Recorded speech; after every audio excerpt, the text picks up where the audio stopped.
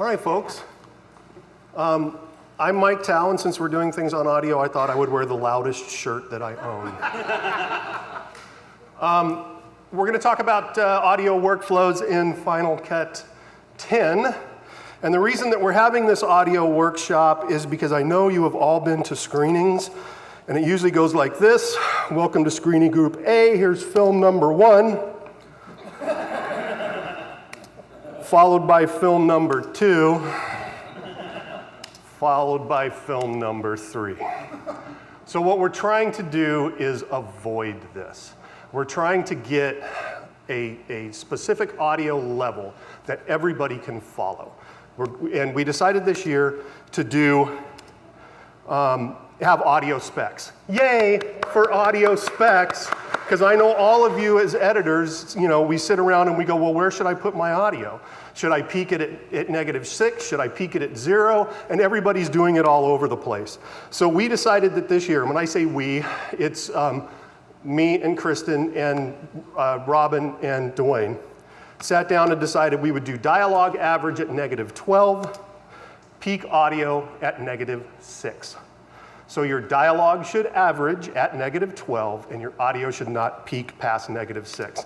And what you're going to learn today is how to manage your audio for these audio specs in Final Cut 10. Having the specs are great, but how do I make it happen? And I'm going to show you that. How to use EQ on your dialogue, how to use compression, and how to use a limiter. And that's it for that part of the presentation. Let's go into Final Cut.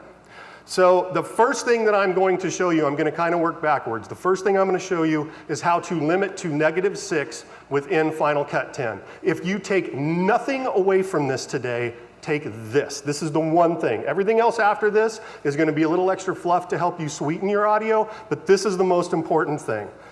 So what you're looking at here is a timeline, a partial timeline from a 48-hour film that I worked on back in 2013. I've applied all of my compression, I've applied all of my EQ. This is for my final output. How am I going to get this to be limited to -6?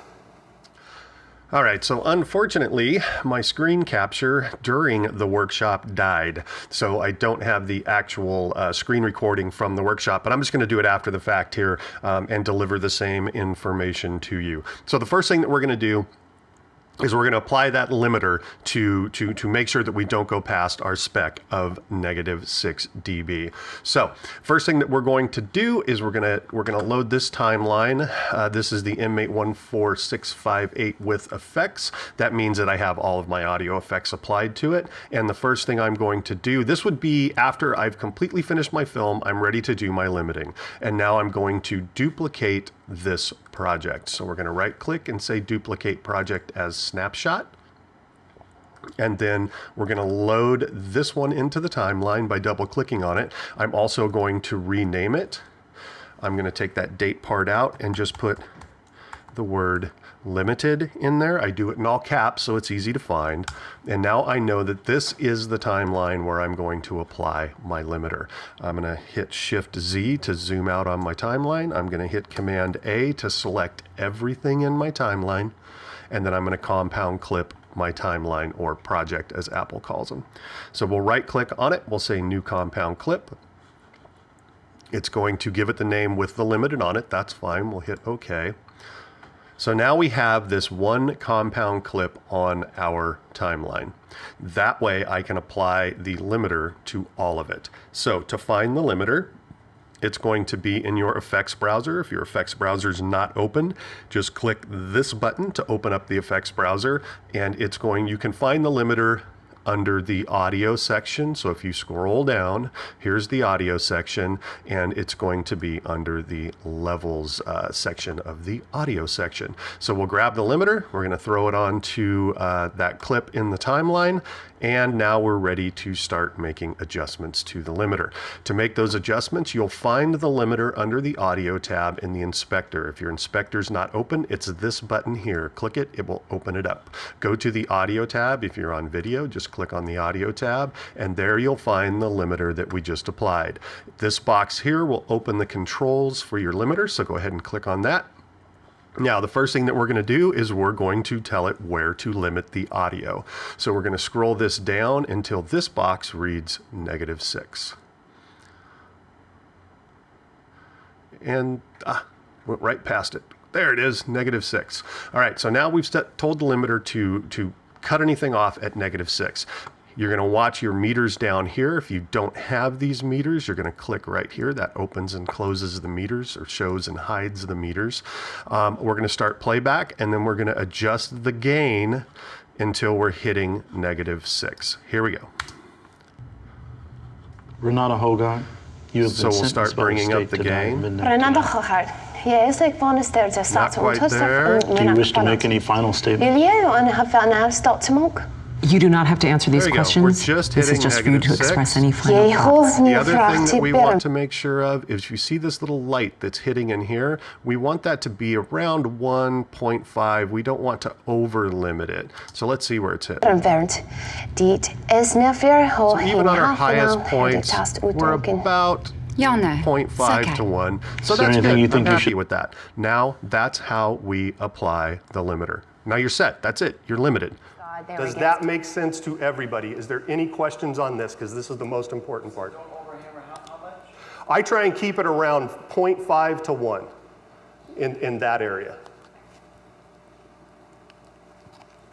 You can also apply compression at this level if you want to, and you'll understand compression a little bit better in a minute.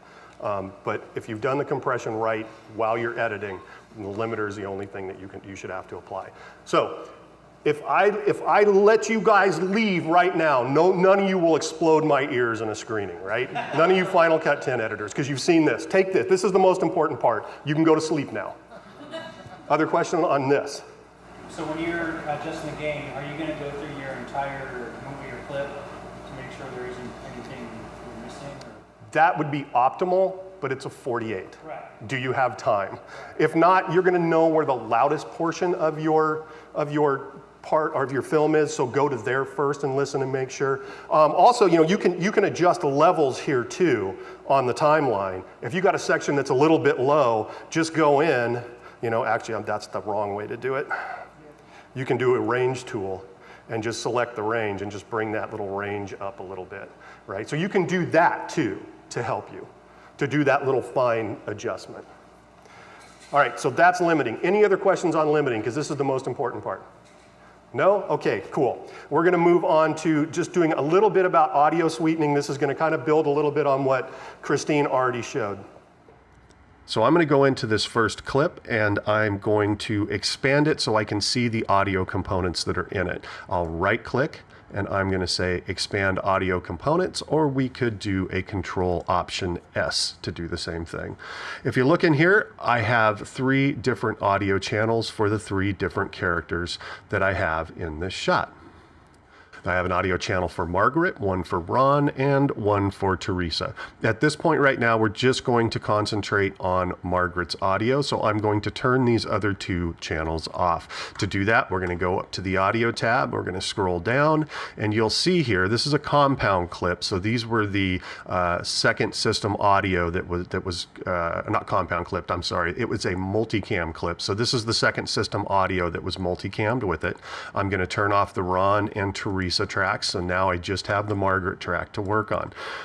I tried to find the longest piece of audio for that character that I can find in the timeline, and the reason I do that is because we're going to be listening to this over and over and over and over again. So the longer it is, the less crazy you go.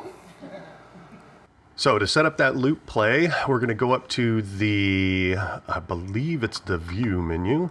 View, Playback, Loop, Playback. So that turns it on or off. You could also use the Command L key, which I like to do, so I'm going to hit Command L. So now we have loop play set up on this. If I select it with my arrow tool, I select the range, and I hit the / key, it will loop play this section. The next thing I'm going to do is I'm going to try and find, every room has bad frequencies, bad harmonics in the room. And if you can get rid of those frequencies, that will make your sound so much better. So how do you find those frequencies?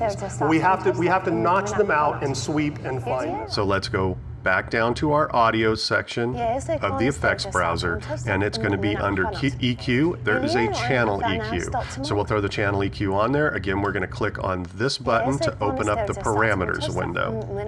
The first thing that I do is I do a low cut and a high cut, because there isn't going to be any of the human voice down in these low frequencies up to about 80 dB. I'm sorry, 80 hertz. So we'll just click this button to turn this into a cut. We're going to drag this up until we hit about 80 hertz, and you're looking here to see that number. So when we hit about 80 hertz, we're going to stop. We're going to do the same on the high end. We'll click that high cut button, and I drag this down to where I'm just starting to fall off at about 5K. All right, so our lows are cut, our highs are cut. The next thing we're going to do is we're going to look for the ugly frequencies in the room. Every room has them. You're always going to have these ugly frequencies, and if you can remove them or decrease them in your dialogue, it's going to make your dialogue sound so much sweeter. So to do that, again, we're going to start our loop playback. And then we're going to go to this first node. I'm going to click above it and drag it up. Then I'm going to click on it, and you'll see I get that cue. I get that cue next to my arrow. I'm going to take that, I'm going to click, and I'm going to drag down so that this way I get a nice little narrow band of frequencies here. And I'm going to start my loop play again. And then as I sweep through with this, you're going to hear, it's kind of like a ringy echo. I'm going to bring this audio up a little bit so we can hear it.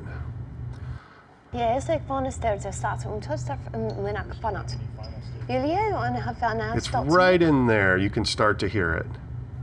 It's kind of on her real high end. You can hear that echoey whistle. We're going to pull that out just a little bit. I'm going to stop loop play here. I'm also going to turn this room tone off so we hear it a little bit better.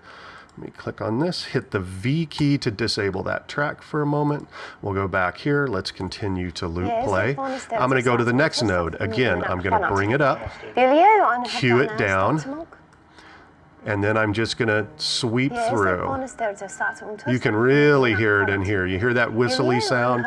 That's those bad frequencies. And I'm going to keep sweeping and listening for the worst of it, right about in there. And then I'm just going to drag this down. And I want to kind of listen. A lot of times you don't have to drag it all the way out. Sometimes dragging it all the way out will make it worse. So you're just going to drag it down until you kind of hear the audio get a little better. So right about there is good. Now we're going to move down to the next node. Do the same thing. Click above it, drag it up, cue it down to a small little shot of frequencies. And we're going to scrub. Ah, there it is. Now we're going to drag that down and take it out a little bit. And we're going to do one more. Pull it up, cue it down, and then sweep. There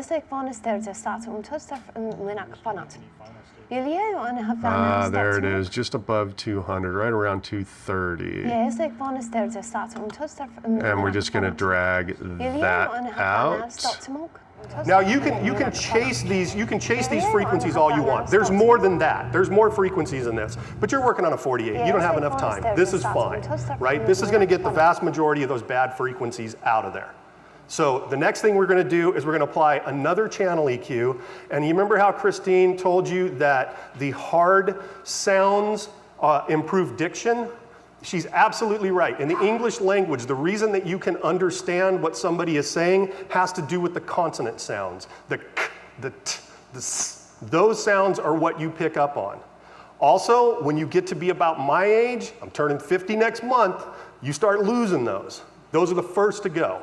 So do your older audience a favor and boost those just a bit.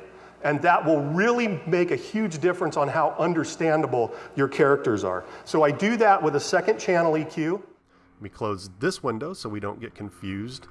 If we have the audio track we want selected, we can actually just double click on the effect that we want, this channel EQ, and it adds it to that selected section.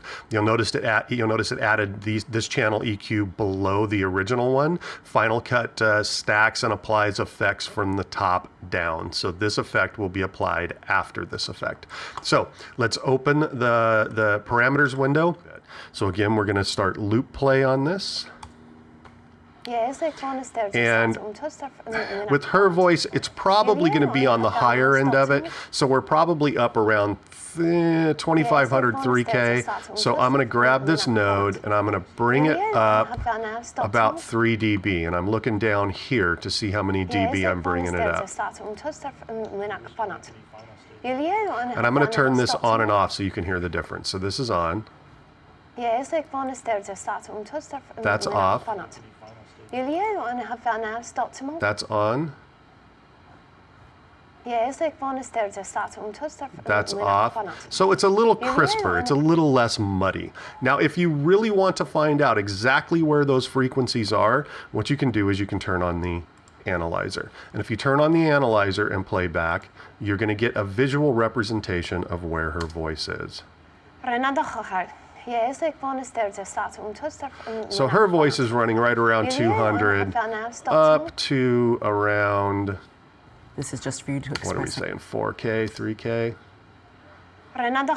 Yeah, up to around 4,500. So we're in the right range here. So we're in the right range here. Right about 2K is gonna increase those mid-high frequencies and make her diction a little bit better. All right. So now that we have that done, the next thing we got to do is compression. So let's talk a little bit about compression. So now I'm going to compress this audio. What does compression do? Very simple explanation of compression. It makes your low your low volume louder, and it makes your high volume softer. I want you to think of any time you've gone and watched a singer sing a ballad and they have a microphone, and as they're singing, as they get louder, they move the microphone away, and as they get softer, they move the microphone closer. For those of you that missed the opportunity to have me doing this and Snapchat it, now's your chance. That's what compression does, okay? So I want you to keep that in mind. You're making your loud softer, you're making your soft louder, okay? Compression does this, so that you don't have to go chasing and moving your sliders up and down. It compresses it in. When it does that, it also will make everything a little bit softer, so you have to use makeup gain to bring it back up. Ratio is how much of it is getting applied. I usually stay at around 3.5 to 1. Some will go to 4 to 1 ratio. When you start getting past that, it starts getting ugly. So I wouldn't go past 4 to 1 ratio on compression. All right, so now we're going to apply a compressor to this. And to do that, again, it's in your effects browser under audio, but this time it's going to be under the levels group. And in the levels group, there it is. That's your compressor. So let's take the compressor, drop it on to this track of audio, or this instance of audio, since we don't really have tracks in Final Cut 10. We'll open up the compressor window so that we see all of the tools that are available to us in compressor. And the first thing that we're going to do is we'll bring the ratio of the compressor up. So let's start the loop playback here. And you'll hear, as I bring the ratio up, you'll hear that things get a little bit louder. I'm going to bring this volume down so you can still hear me. So here, if we bring it way down, it gets softer. If we start bringing it up, it starts getting a little bit louder because we're applying more and more compression to it. Let's go about 3.5 to 1. Next thing we're going to adjust is the attack and release.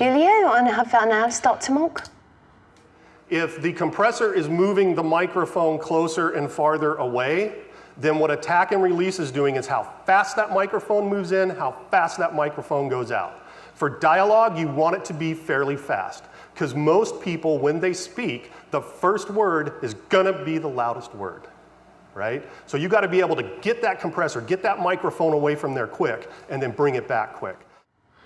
So the next thing we're going to adjust is the attack and release. I usually leave the attack at 0 milliseconds. I don't mess with it at all. I bring the release down to about 12, 13 milliseconds. So now our attack and our release is set. Now we're going to start working with the makeup gain. We'll start bringing the makeup gain up, and as we do that, we're going to look at our meters down here, and we're going to try and average around -12. To tell you the truth, we're pretty close right now. We could maybe add just a touch more. A little more. Because I don't mind if it goes a little over 12. Again, I'm just averaging for -12. This isn't a limiter. We're just averaging -12. So I'm going to leave it right there. Okay, and that's it. I'm done with the Margaret audio. So how do I get it to all of the other instances of Margaret? All I do is, let's open all of these up. And I actually think there's already some on this. Yeah, there are. So let me get rid of these real quick. So at this point, all we would do is go down to the one that we've set up. We're going to do a Command-C to copy it.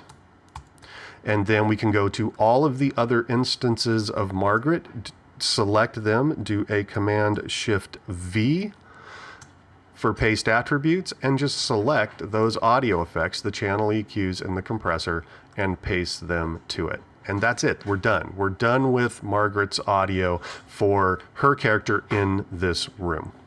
And as long as it's the same character in the same room, for the most part, that's going to work just fine. Go back and listen, because maybe it was a different take and maybe they were a little louder on that take, so you may want to adjust something. But for the most part, it's going to be good. If you change locations, different room, you're going to have to do this all over again, because that room's going to be different. So then just apply it to all instances of that character, and you're done with that scene. And I do it for each character. The next one I would go to is Teresa. I would do that process on her, copy and paste it to all of her. So once we have all of this done, if we add music, I do apply an EQ to music that allows you to keep your music up a little bit louder and not compete with the voice. And how you do that is, let me actually get rid of this channel EQ. So we're going to loop play this. So we got music in this, but how do I want to get that music to where it's not competing with the voice.